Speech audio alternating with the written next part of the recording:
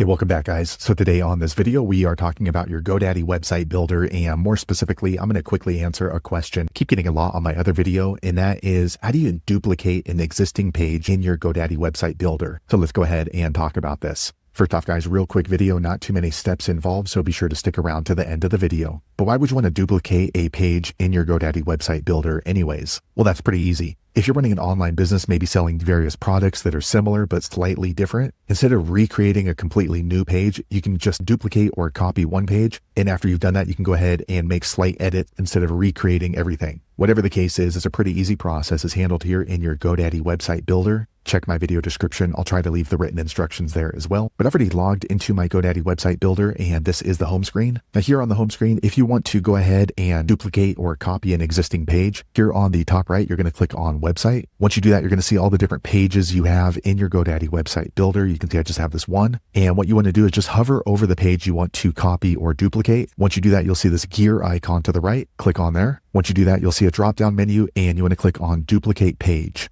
Okay, quick second later, the page refreshes. Now you can see we have a copy of the page, and you can see this turquoise color to the left. That means that we're showing that page right now. And if you want to go ahead and check our duplicate page, just click on it, and you can see it completely copied and duplicated that page. So now we can go into this page and make simple slight edits. Now you're not quite finished until you click on publish here on the top left, and then choose the website, and then it's going to start publishing. So there you have it, guys. If you're wondering how to copy or duplicate an existing page in your GoDaddy website builder, that's the easiest way I know how to do it. If you know an easier way, be sure to leave a comment below. Let the rest of us know how you did it. Hopefully you found that video useful. If so, click thumbs up, or maybe consider subscribing to my channel, and I hope to see you on the next video. Thanks again for watching.